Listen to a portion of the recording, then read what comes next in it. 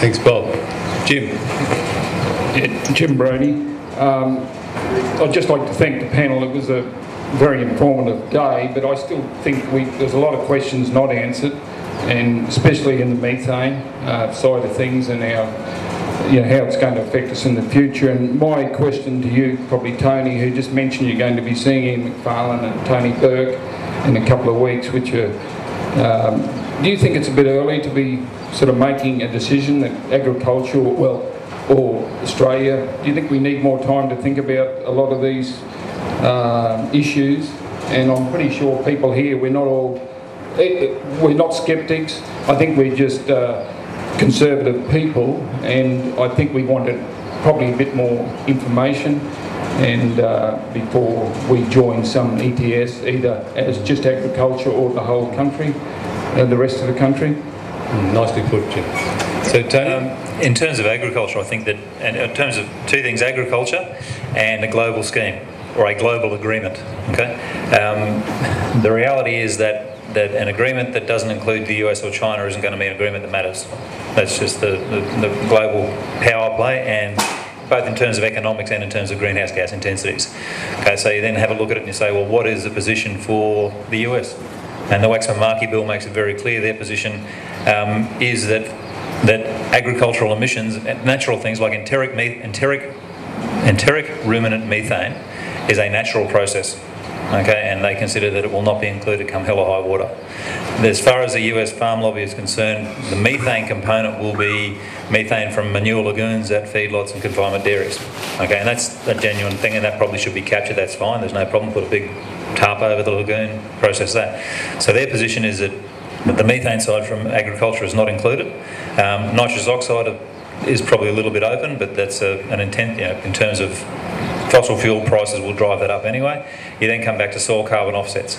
So the US has a very strong political farm lobby, and their position will be that soil carbon offsets are included and that enteric ruminant methane is not included. That's their position. The European position is fairly consistent on that.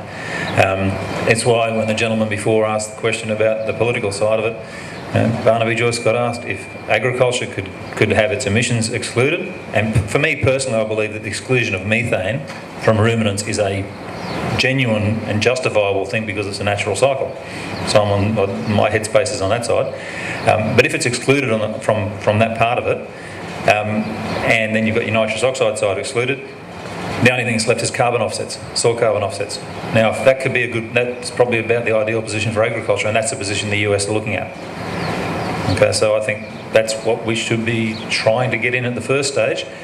The second point is that the assumption that what we get now is what we are stuck with forever is just illogical. And if you go back 5 years, it's a different legal landscape, political landscape to what it is now. Go back 10 years, go back 15 years. So this will be the first draft of a CPRS. It won't be the final draft. Okay. Thanks, Tony. Is there anyone else who'd like to add anything? Okay. Tony, I'm going to come to you in a moment, but was that you, Mike? Someone? Yes. Oh, sorry. We've David first at the back. No, please don't. You are the next in line. Thanks, Jerry. David Phelps. I guess to both Tony and Alan, I find it very encouraging that what you have presented here this afternoon is very consistent with what we would present as in DPI as a state government agency. So it's very, very encouraging to see that we're singing from the same hymn sheet. And two things in particular, Alan, that rest is most critical after that, after the rain, when you get that first flush of growth, particularly with something like mitchell grass, which is probably every bit as deep-rooted as old man saltbush is. Certainly mitchell grass seedlings, if well rained on or well watered, can put their roots down to about 2 metres of depth within 5 months if they're rested for that whole period. And on the carrying capacity, it's also, your message is also very consistent with our message, in that when we talk about degraded or poor condition country, which we would term sea condition country, that it runs about 45% of the long-term carrying capacity compared with good condition country. As in, if you improve your land from C condition to A condition, you will effectively double your long-term carrying capacity.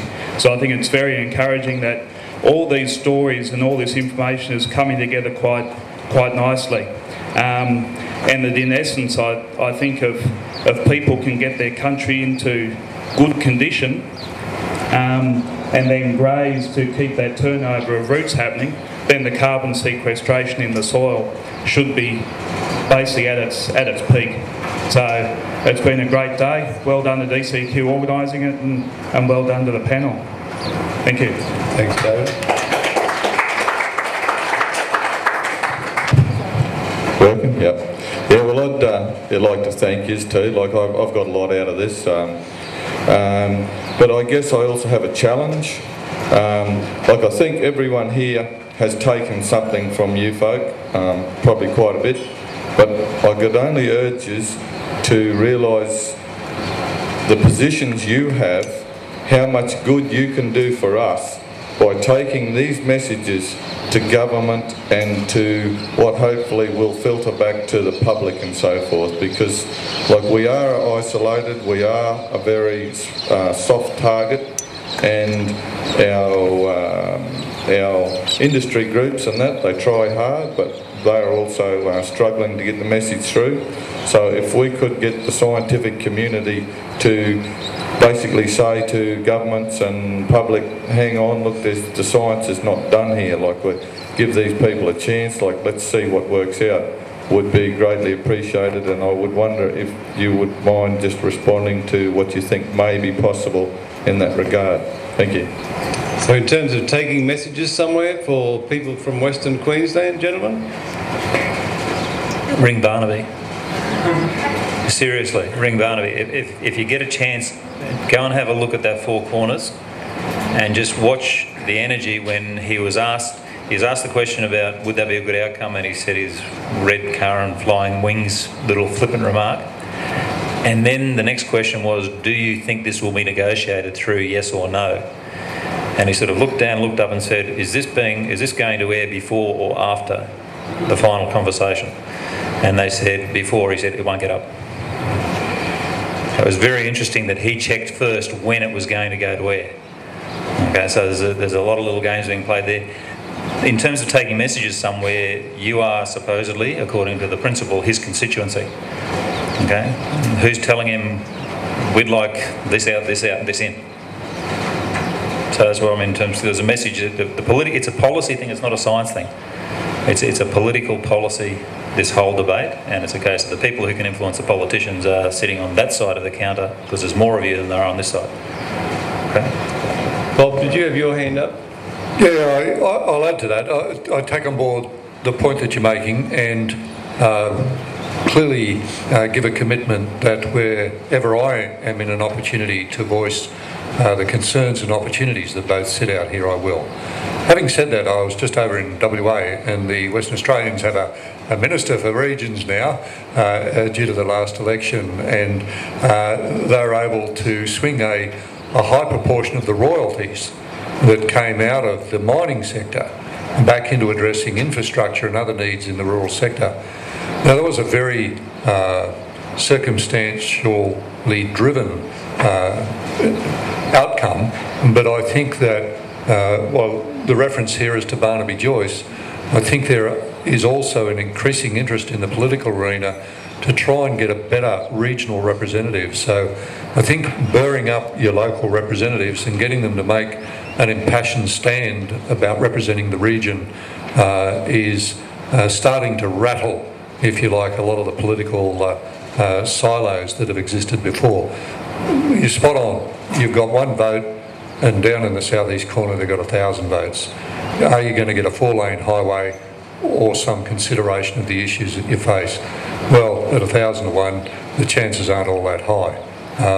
But if you've got someone who's politically positioned in a noisy wheel and very politically active in the media, then at least you're in with a chance to get them to drive home. But I'll take on board what you said.